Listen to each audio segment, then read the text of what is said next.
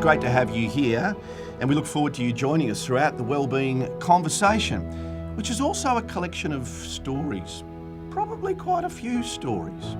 Our aim to share stories from experts, well-known individuals and ANZ people to present unique, inspiring and practical insights to help you navigate through this challenging period. It is wonderful to welcome you, and it's fabulous to welcome our recurring panellist throughout the Wellbeing Conversation, ANZ Ambassador, Paralympian, Dylan Alcott. Dylan, great to have you here. G'day, Brad. Great to be here. I love being part of the ANZ family, so looking forward to the whole series. Thank you, Dylan. And our special guests, as we talk about leadership during adversity, are ANZ CEO, Shayne Elliott. Shayne, thank you for joining us. Thanks for having me along. Thank you. And also joining us is Australian netball, how do we describe her? Australian netball great, legend, luminary perhaps, also a media commentator, Liz Ellis. Hello Liz, great to have you here. Hello Bradley, great to be here. I found my closest that I can get to ANZ Blue for today, so I feel part of the team. Well done, it has been noted. We've got a lot to talk about, we've got a lot to share, so many stories, so let's get into it. Well, it's only appropriate then that we start with a story. So a question to all of you. Can you remember a time, maybe when you were younger, when you first had an understanding of a leadership, and maybe you're thinking around, I like this leadership caper, maybe that's for me. Don't go all at once. Bill. I'll kick us off. Brad, great question. I think the first time that I kind of saw a leader that really represented the person that I wanted to be was when I was about 10, 11 years old. I loved sport as a kid, and obviously, you know, having a disability, I never really thought I could get involved. And then when I found out that I could, it really changed my life. It really did. And there was one player in particular that I kind of idolized for the way that he went about it. It was a guy called Pat Rafter. Not only because he looked good in underwear, and I think I do too, but also mostly about the way that he went about it, win, lose or draw. Because let's be honest, tennis players don't always have the best reputation sometimes with the way that they behave. And I remember watching him lose at Wimbledon, and it was gut-wrenching for him. But the way that he held himself in defeat was something that I wanted to strive towards. And he was being a leader in that moment, because it would have been very easy for him to, really let himself down in that moment and put on a bad example, especially for younger people. And I saw that and I was like, you know what? That's the person that I want to be in my life, whether it's on the sporting field or not. Always be humble in what you do and I guess accept the result, whatever it is. And from that day on, I guess it put a bit of a fire under me that is kind of like the person that I wanted to become. Yeah. Liz, Shayne? I guess for me, my immediate leadership role models when I was a kid were netball women. And, it's interesting, as I've got older, I've really developed far more of an appreciation for the local level leadership than I had when I was a kid. Because when I was a kid, I just thought these women just ran the world, right? And to a degree they do. I sat next to Air Marshal Angus Houston once at a lunch, and he said to me, the netball women could run the army, and in fact, they probably should.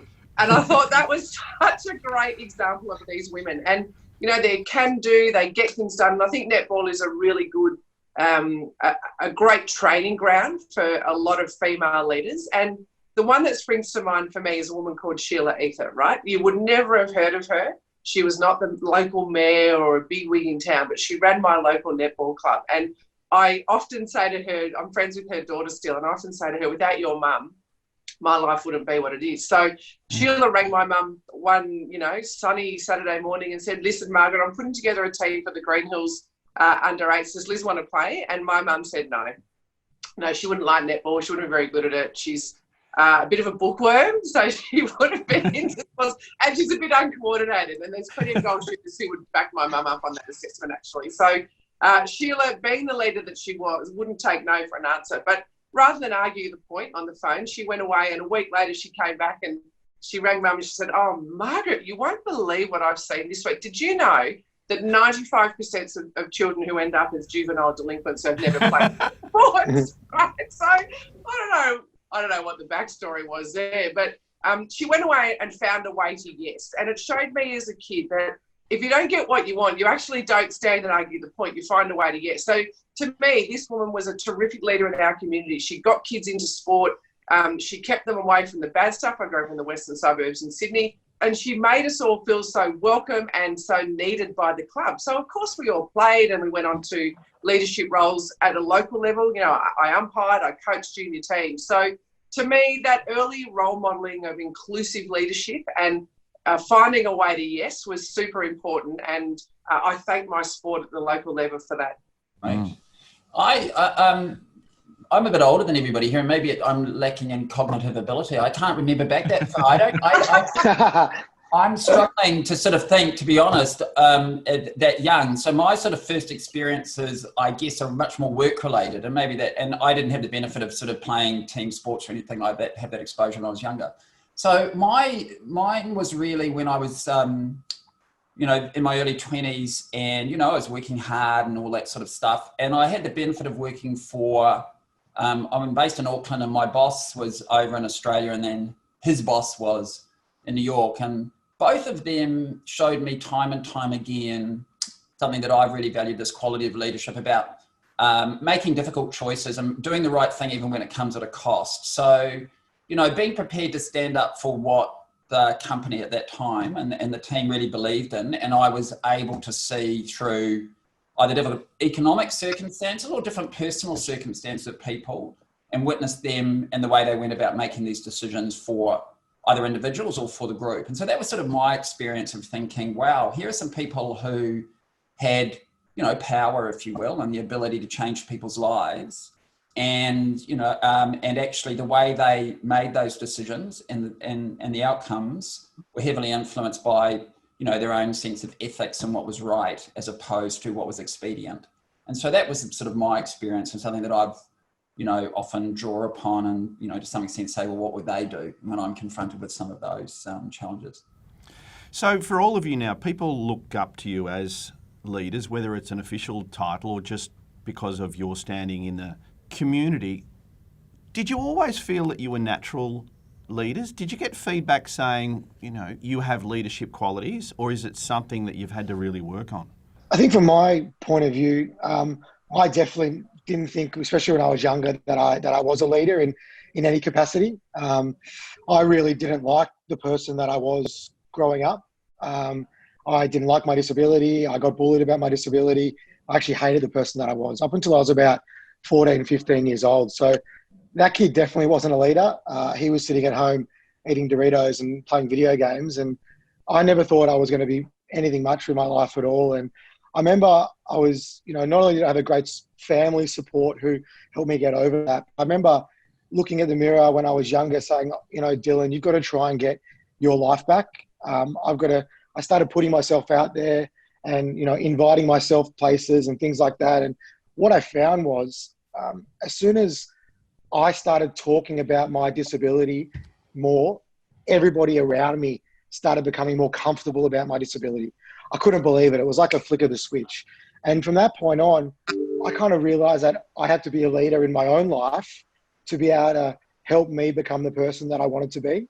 And then when I started to feel comfortable with that and I guess became really proud of the person that I was and really proud to have a disability, I kind of looked around and I was like, you know what, there are 4.5 million people just like me in Australia, 1.3 billion people in the world with a disability who feel exactly like I do, who felt like they weren't included, who felt like they didn't have the opportunity to be the people that they wanted to be. So, Brad, I kind of fell into it. I kind of looked at that and thought, you know what, I guess I want to be that guy. I want to be that guy to try and help people get out and be the best versions of themselves, no matter their ability, disability or not. And I never really did it on purpose, and I still don't. I just try and be authentic to me. I just try and be me every time I leave the house. And if that has even a very small impact on my community, well then, you know, I can go to bed at night thinking that I've, you know, tried to help a young kid who is just like me get out there and be the person that they want. So I guess it was, part natural, but also part learnt through experience. And and I stuffed up along the way as well a lot, I'm sure. And I think that's probably one of the best ways to learn. Yeah, there's a lot of similarity. I mean, I was not a natural leader. If I think back at, things through school or sports or whatever it was, I was never the kid who was, the captain of anything or the leader of anything or whatever. I guess I sort of struggled a lot with those things myself, and so I never really set out with an aspiration to be a leader. It never occurred to me, to be perfectly honest. I sort of knew I had some inherent skills around communicating and other things, but it really just happened by chance, and it happened really through my work was the opportunity that came about. And as I said, I happened to work for great leaders who sort of looked after me and made sure that I got given more and more opportunity and stretched me and coached me and pushed me into things that I didn't feel comfortable with. But it wasn't that I set out and said, hey, I've got these great leadership capabilities, and hey, I've got these great aspirations to apply them. And so it sort of fell into it very much along the ways that sort of Dylan mentioned. And I totally agree with what he said there about, it's about being authentic to yourself, right? And I know, I'm sure there are lots of books about leadership and can describe all sorts of qualities that would be, good things to have, but you have to be what's true for you. And if those things lead you down the leadership path, and there's a lot of responsibility that comes with it, I don't want to over egg that, but it's not always easy sitting in any sort of leadership position when you do have power and authority, and your decisions that you're making impact real people's lives. But nonetheless, I think it is about authenticity, and ultimately that's what's the most important thing, I think, in a leader or anybody, to be perfectly honest. Yeah, I reckon it's fascinating hearing you both talk, Shayne and Dylan, about the fact that you be yourself and you're authentic. And I reckon sometimes we look at the outward shows of leadership. So I made that mistake when I was little. I used to think, when I was younger, I used to think that leadership was about being the loudest and the bossiest. And anyone who knows me knows that I'm excellent at those two things, right? So I don't know why you're laughing, Dylan. Hey, I'm with you. People say the same about me. So it's a good combo. So you think that so I actually got leadership positions because I was confident enough to be the loudest and the bossiest. But then over time, you understand that that's really just part of the outward show of leadership, whereas really the definition of a good leader, I think, is someone who has great integrity. And when they make those tough decisions, the people who they lead will actually follow those tough decisions if they know that you have integrity and that you're authentic and you're true to yourself. Whereas if they think you're making those tough decisions based on your own personal gain or looking after somebody else, then it doesn't matter, how loud or how bossy or how confident you are.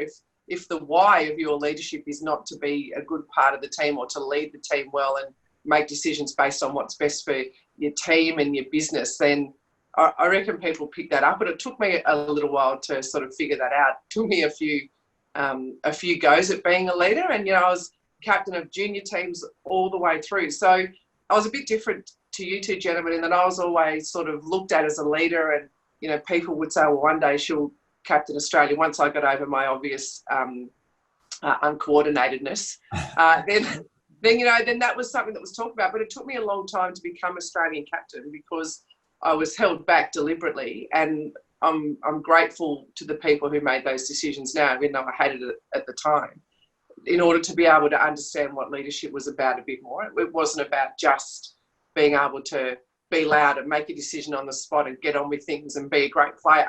There's a whole lot of dimensions to it, but I think integrity is the key one. I think that's a really important point you made there about being loud. I mean, I think there is this general idea from people that, somehow charisma is the secret ingredient of leadership, right? And being loud and sort of in your face. And my experience of that, the last bank that I worked for, which I spent most of my sort of early years in work, I had the opportunity when I was quite young to be working in head office alongside, as a very junior person, but sort of witnessing the most senior people in the company in New York. And what I saw at the time there was the guy that was running the place at the time, he was actually, you would argue he had almost no charisma.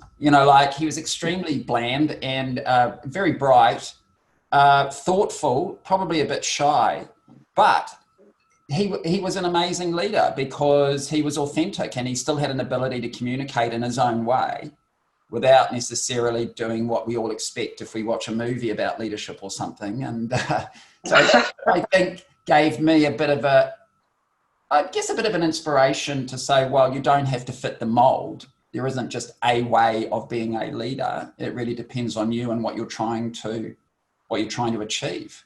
Charisma covers up deficiencies in leadership, like someone who's really charismatic can probably get away with a bit more. Yeah.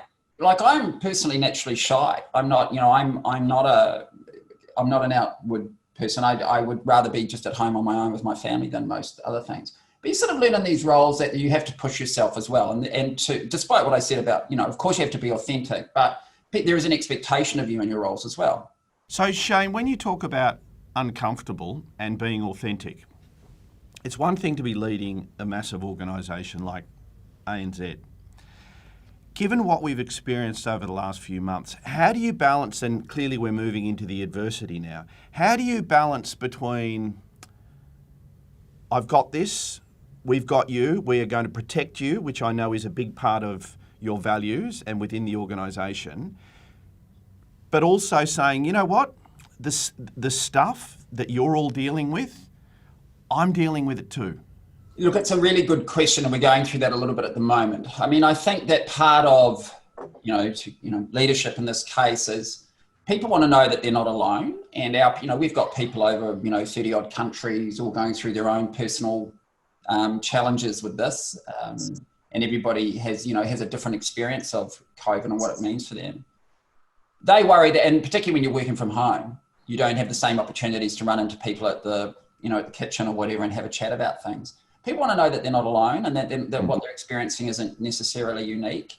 And they also want to see that sort of humility, I guess, from their leaders to say that, we understand, and that we, despite I'm extremely privileged. It's hard for me to sit there and talk about hardship. I'm extremely lucky in sort of an elite position, but nonetheless, being able to share your own experiences, I think, again, creates a bond with the people, a sense of belonging, if you will, a sense of team, all of those things. And people I'm not saying this sounds a bit manipulative, and I don't mean it in that way.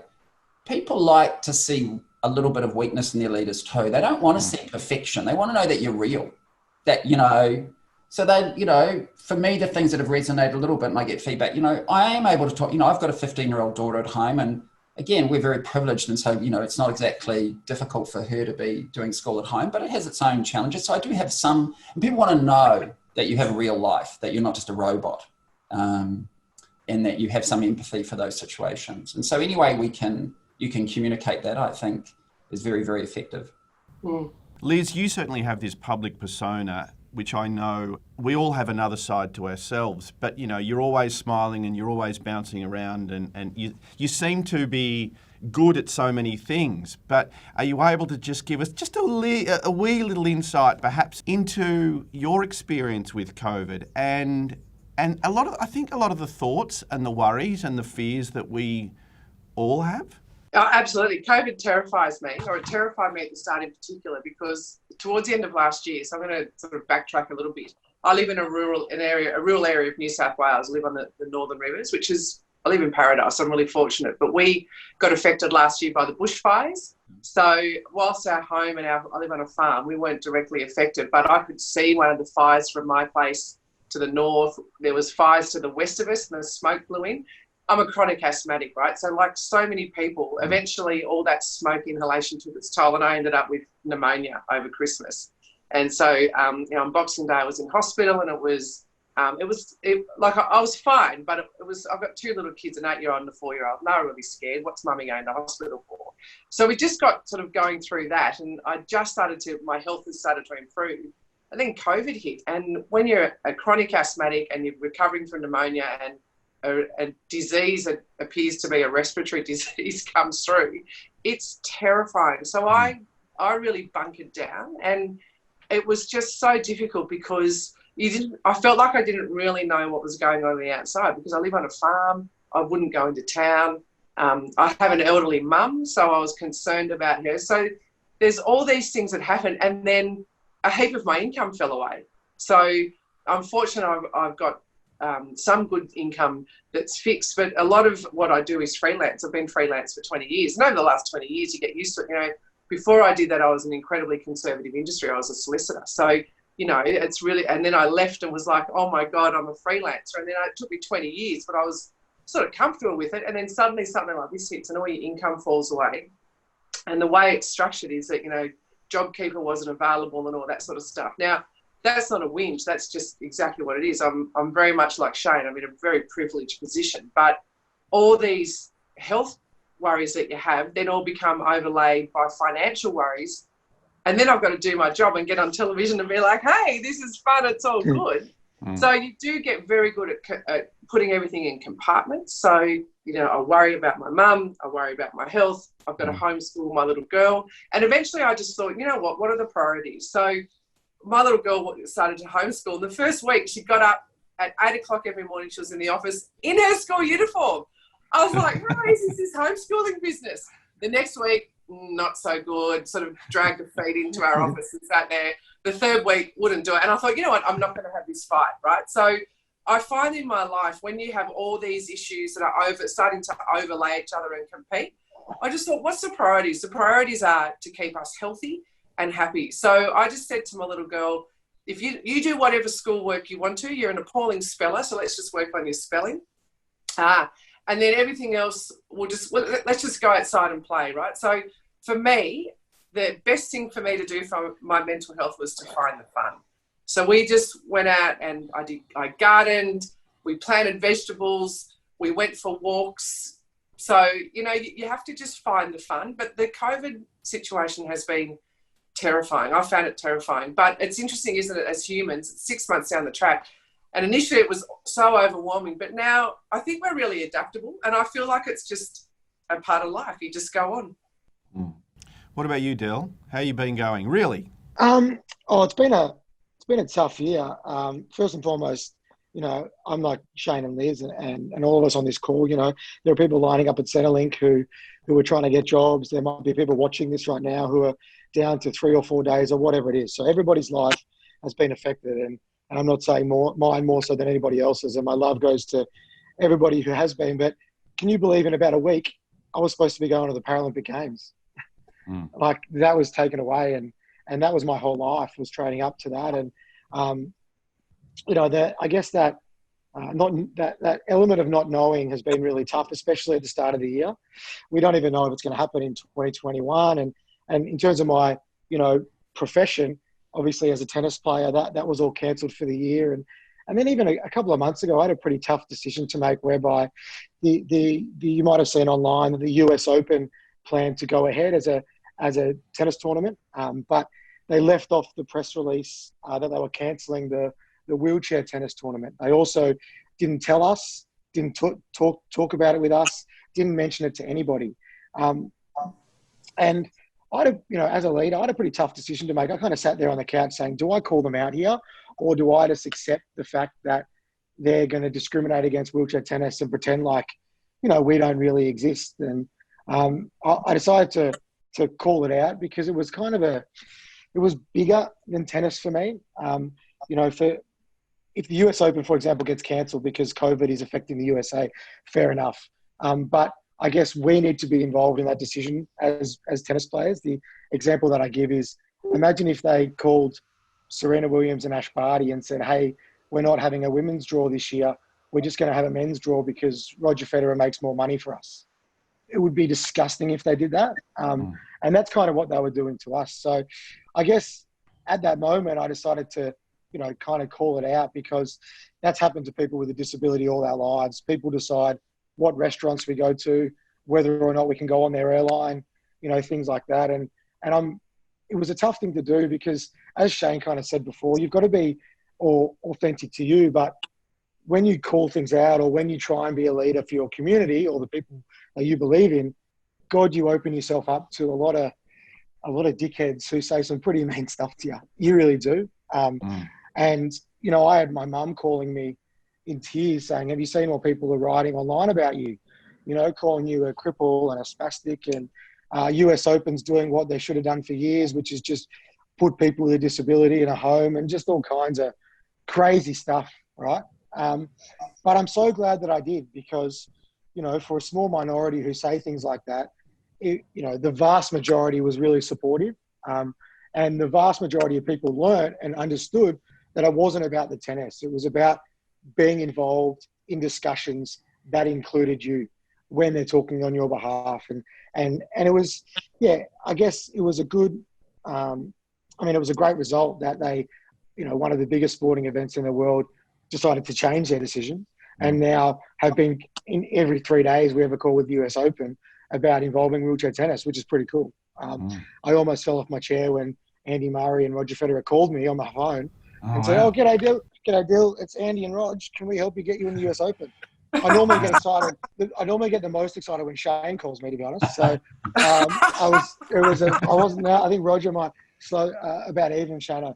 But I think if I'm honest, I'm a pretty happy guy who's had, I always try and see the positive, and to be able to be at home with my partner Chantel for the year has been incredible, to be able to see my family. But it has affected my mental health, Brad, and I'm comfortable talking about that. And I think talking about it with people, with your teams, with your managers, with your friends is so important, because as soon as I started speaking about it more, I became more comfortable with the situation that I'm currently in. And you probably give license to people, Dylan, when you speak about that to open up, don't you? Exactly right, Liz. And people might look at us as people in the media, especially for you and I, Liz, and Brad, yourself, and Shayne, that we're always happy because we're in the media. And look at their lives. They live the best lives ever, things like that. And we're definitely not saying we don't. We're so privileged and so lucky to be who we are. But, I used to, when I was getting bullied and hated the person that I was, I didn't tell anybody for 2 years. And that ruined my life, Liz. It really did. And as soon as I started talking about it, I realized that I became more comfortable with who I was, but it helped. It helped so much. And no matter if you're, starting off at a job or you want to be the leader of an organization, it's okay to be vulnerable, and it's okay to talk about these things when you are going through adversity, because it helps you. But as you said, it opens up conversations to everyone else around you. Yeah, it certainly does. And look, as a mental health advocate for more than a decade and a Beyond Blue ambassador, I talk around mental health all the time. And I always go back to one of my mum's favourite quotes, being a problem shared is a problem halved. And so many times when I open up about my mental health, the person that I'm sitting across from, who maybe ignorantly I sort of think, they seem to have their stuff together, they open up and they're sharing their story. And we're both feeling a lot better for having that conversation. Talking of conversations, Shayne, if someone within your organisation, or even if it's your daughter, if they come to you and they say, Shayne or Dad, what are some simple things? How can I help myself get through this really difficult period? What would you say? Oh, that's a really challenging one. I mean, I think it goes to this, I was just going back a bit, I was just reflecting, listening to Dylan then.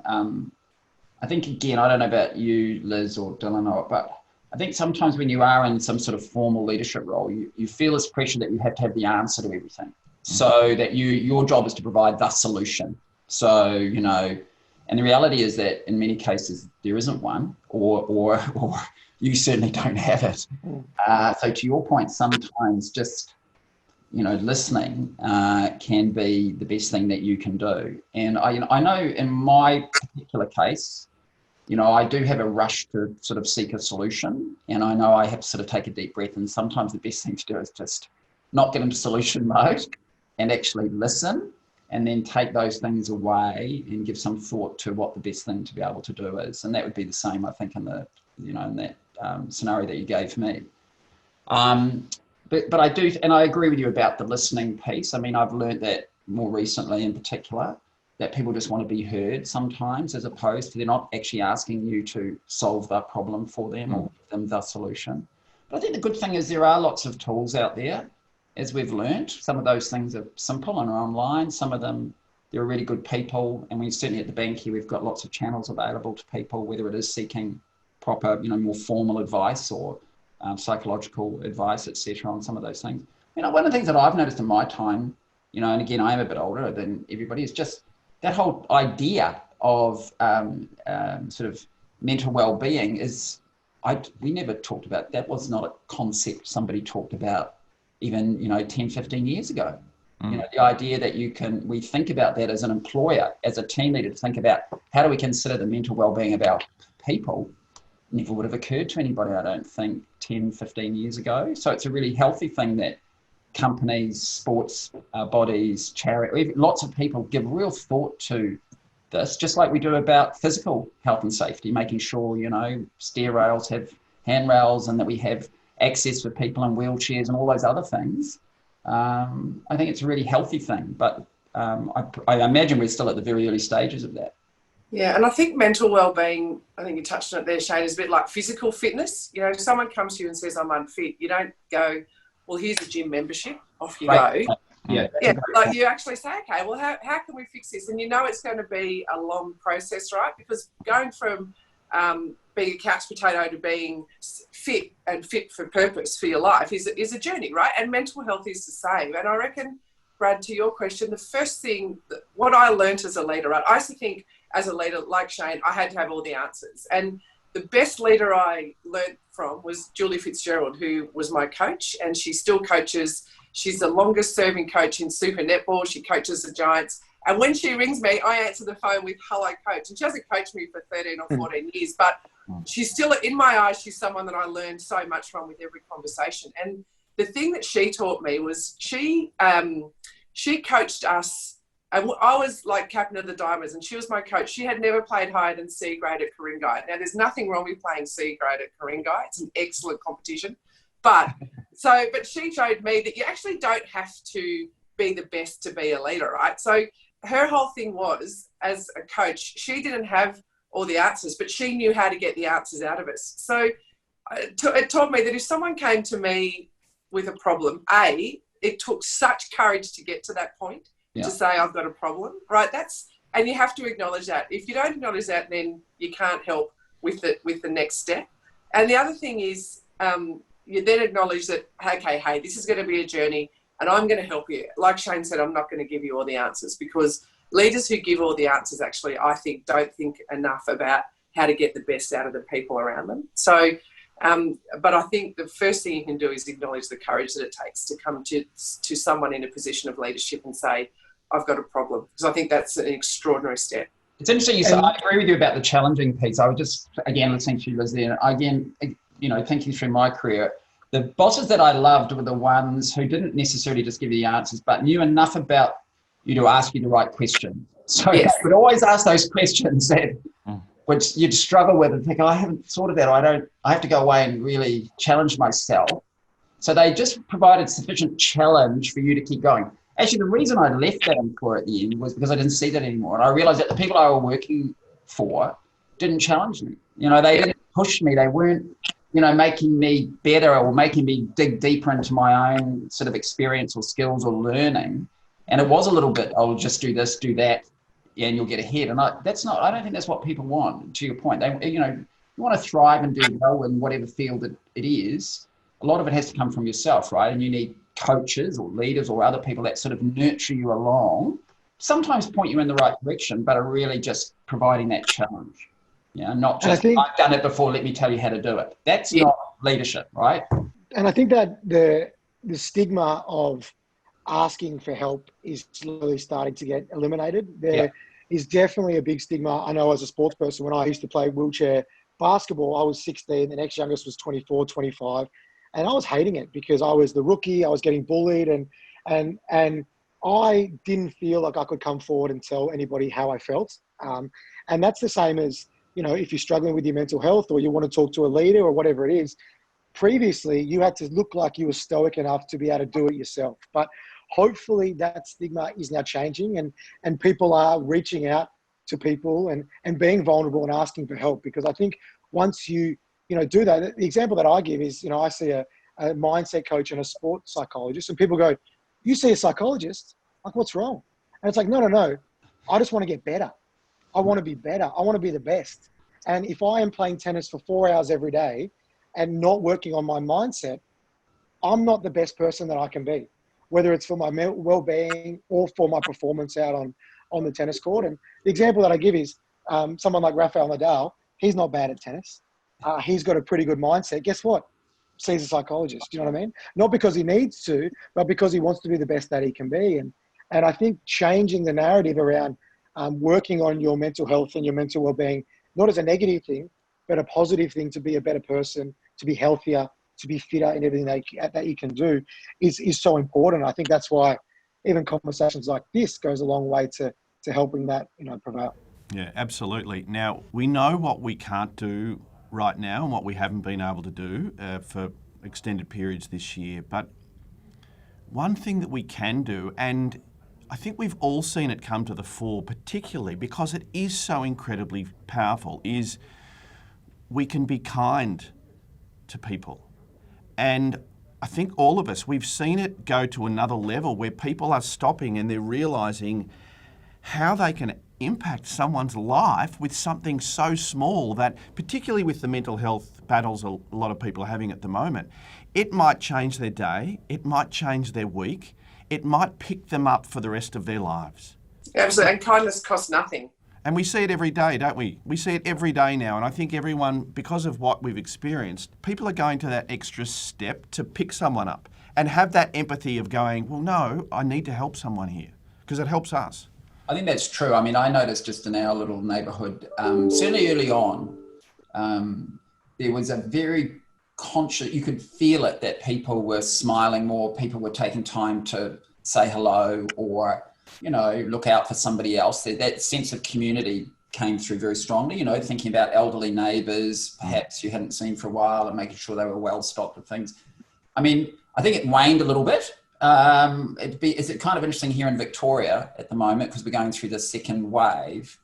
It has had quite a big impact. I think that's still there, that sense of community. But what I noticed this time, and again, Dylan, you live here too, it's a lot harder this time. It feels like people, the first time in a funny way, it was almost exciting. I don't mean that it was obviously devastating, but there was an excitement and an adrenaline about, we're all working from home, we've got kids at home, we've got all this stuff happening. It was almost this adrenaline keeping people going. It was all change. Now it's just a drag. Like now people are really over it and you can feel a sort of sense of, sadness almost in the streets or even in the shops, that people are quite grim. So hopefully that sense of community will come through more strongly again. And given it's been for such a long time, hopefully it'll be a sort of more permanent change. Yeah, I agree with the sentiments in Melbourne. I think it could be definitely more dangerous this time for people's mental health, because it does feel like a lot more of a burden the second time around. Also, now we have to wear masks. So as you said, everybody was smiling at each other. You can't even see the smiles anymore. Yeah. I've started winking and now I look like a bit of a creep. I don't know. I'm smiling under my mask if anyone wants to say g'day. But it definitely feels a little bit more morbid this time. And I think it's even more important for people to be leaders and to call out, to check in on your neighbours, to check in with your co-workers, to have these, connections, whether it's, face-to-face via online platforms or whatever it is, because I even feel better getting up this morning and just talking about it to you guys. You know what I mean? Like having this conversation, I've learned things. It's just refreshing to do things like this. And it doesn't have to be, people watching this Zoom. You can call out anybody. You can call anybody on the phone. And I think that personal connection is so important to get us through it, especially, people that work at ANZ who are in Melbourne, because it's definitely a bit tougher down here than it is in the rest of the country at the moment. Yeah, absolutely. Now, we're going to wrap up in a couple of minutes, but I want to finish with a question that I would often ask at the start of a conversation, but I thought we'll leave it till the end. And, we've shared quite a lot of ourselves. So we'll start with you, Liz. How are you? How are you right now? I'm good, actually. Yeah, thank you. I think it's interesting listening to Shayne and Dylan sitting outside of Victoria. You get a sense of what's going on just, on social media and that sort of thing. And just when I've got lots of Victorian friends that I played netball with and they're posting, and it feels like the novelty has worn off. That first, you're right, Shayne, the first one was like, right, we're all in this together. And I think you can cope with huge adversity if you're not by yourself doing it, So if there's a lot of people, in the same situation, human nature is to do things in a team. So, I feel sad for what's happening in Victoria. And, I have to say I feel very fortunate. I'm a naturally optimistic person, and the happiness that you see on me when I'm doing television stuff, that's me, right? And I'm not good enough to have a mask. So as I said, I was terrified at the start of COVID. Fortunately, I live in an area that, not too badly affected, but it's really working my empathy muscle at the moment. I think the best thing you can show is empathy. And I see what's happening in Victoria, and I feel really sad for you guys to people living in Victoria, seeing you have to do this, and the weather's a bit cold and it can be a bit dreary, and it sort of all sort of coalesces into one thing. But no, thanks, Brad. I'm going okay. I will say, though, the thing I wanted to sort of mention through this conversation was what I learned about leading and being in a team in tough situations is you have to learn to redefine your success.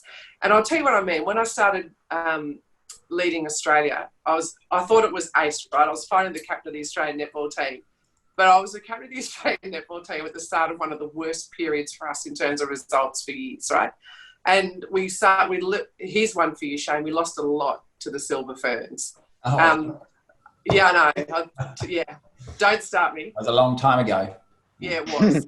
But anyway, I'm pretty sure the Diamonds are ranked #1 in the world now, so we're all good, right? So, but we lost a lot to them. We're struggling over England and South Africa, teams that we'd previously beaten pretty well. But we kept on getting flogged by New Zealand by record amounts. And we actually decided as a group to redefine success. So for people who are watching us might have thought success is a scoreboard. And that's the thing that happens a lot in sport. But we started to redefine things like we wanted to win the first 5 minutes of each quarter, all right? So you do that in a game, you forget about the bigger picture, but you focus on the little wins that you can have. And I think when you translate that to what's happening now, either in your workplace or at home, especially if you're living in Victoria, you've got to redefine what success is in your day and in your workplace and look for the little wins. And for us, that gave us the confidence to 4 years later win a World Cup. Not because we were great, but because we found the little wins all the way through. And those little wins turned into big wins eventually. So, I mean, I'm not in that situation in Victoria when I'm in lockdown, but I can see that you need to redefine what success is for you. And that is personal or professional. And eventually that will lead to big wins. That is such a great point, Liz. Again, listening to what you were saying, I remember one of my jobs actually was a bit of a turnaround about 20 years ago in a business that was really in a terrible position. And I used to go to these morning meetings every Monday, and it was just miserable. And I'd just taken over this team. And we came to that same sort of aha moment that you just pointed. Why are we letting them define all these other people define what success looks like? We're playing by their rules, right? Which don't apply to our business. So we should define what success is. So that point, using today's theme as a leader to say, no, we're not playing by that game. We're playing our game, and we've decided what this looks like. And this is what is right for us in our business. It was very different.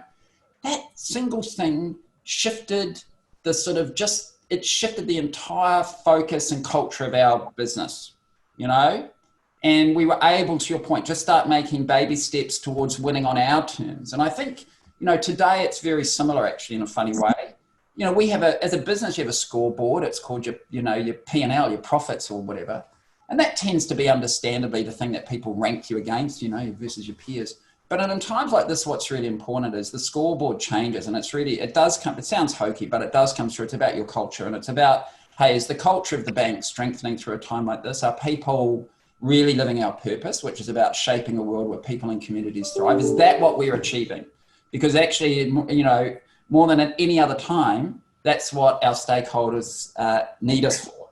And so being able to sort of subtly shift, not abandon the other scorecard. Of course, we need to do what's right for our shareholders, but to really shift focus. And I think as a leader, that's what our people are asking for. Tell me at a time when I'm feeling overwhelmed. I've got all this stuff happening, all the sort of information that I'm struggling to understand. Tell me what's important. Give me that guidance for now. Don't take it for granted. I just need to know what's the most important things that we're doing. And I think, leadership, we haven't talked about it too much today, but a lot of it is about providing that focus and clarity to your team, creating clarity about why are we doing what we're doing? Why is it the most important thing? And why are we doing it now? I think is really, a critical part of leadership. And Dill, it's been certainly been a challenging period, but you're going okay. Yeah, mate, I'm the best I've been for a while, which is good. I've never sat on the couch so much in my life this year, to be honest, and I realised that it's not the place for me. So, I've been really actively trying to get, really fit, which I've been lucky enough to do. But also, even like last night, I had a date night with my partner Chantel at home, where we just played backgammon and cooked dinner together and things like that, and it was really nice. Like I woke up feeling really refreshed, and it's little things like that, and I think the one thing about leadership that I really want to leave everybody with is that it comes in all shapes and sizes. You do not need to be the captain or the CEO to be a leader. And the space that I work in is obviously disability and educating people to better understand disability. And a lot of people come up to me and go, they're able-bodied and they go, I want to do more stuff in the disability space, but I feel like I don't have the authority to do it. So I just don't really do anything. And I'm like, no, you can definitely be a leader and be an ally to people that you work with, people within your sporting teams, or people from a community, that you really want to help. You don't have to be intrinsically an expert in what you're doing to be a leader. And I think it's a really important lesson because we need leaders, especially in this time. And as we said, it might be as simple as reaching out for a phone call to one of your mates. You know what I mean? That's showing leadership. It might be leading a company or your teams within ANZ or whatever it is. It might be that as well. But I think it's really important for all of us to, in whatever way it is, to look internally and be that leader to help everybody through this, pretty tough time. Fabulous insights from all of you. I know that we could talk forever, but unfortunately we can't. So we'll have to wrap things up in just a moment. Thank you, everyone. I know I had expectations about what we were going to hear and the conversation we were going to have, but I can see from the smiles on everyone that I know how much we got out of that, and I really hope and believe that so many other people will get so much out of it too, because we are real and we have fears and insecurities and worries like everyone else. Oh, absolutely. And I've got to say, it's great to see someone like Shayne being so vulnerable and so open. So congratulations to you on doing this, and to ANZ on sort of taking on this project, because, you mentioned it before, Shayne, but I think communication is vital to any form of leadership. And so, I do lots of stuff in businesses, and I've had someone say to me before, I tell my people what to do and they just don't listen to me. And my question is, are you listening to them? So, if you're listening to this, thank you, but make sure that your voice is heard as well, because you are, whatever point you sit within ANZ, your role is absolutely vital. So, it's been a pleasure to listen to your leaders today. I think we have to catch up and do this again, Shayne. This has been terrific.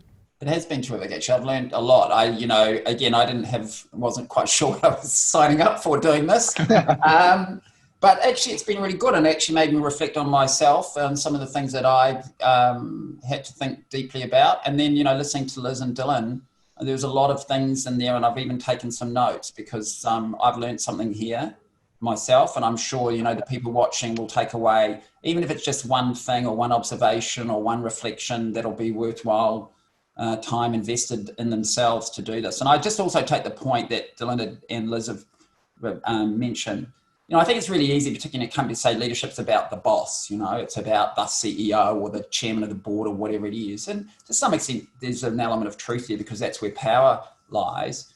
But, we all have a leadership role, and you don't need to be managing other people. You just have to have some empathy for other people and some care. And you can exhibit leadership every single day. And to Liz's point about kindness being free, in a funny way, so is leadership. It doesn't cost you anything to exhibit that leadership and just got to stand up and do the right thing. So I've got a lot out of it, and thank you for the opportunity. I can't beat that, Brad. It's got to be ending on that. I literally have taken so many, I've got a piece of paper. I've taken so many notes of all the incredible stuff that even I learned today. And to be honest, from the bottom of my heart, I love being a part of the ANZ family. I know they really care about me and they really care about their people. And to be able to come on every one of these episodes with you, Brad, I'm really excited. I really am, because I think they're going to help a lot. And I know who's coming up in future episodes, and I'm really excited. I'm really excited to be a part of it.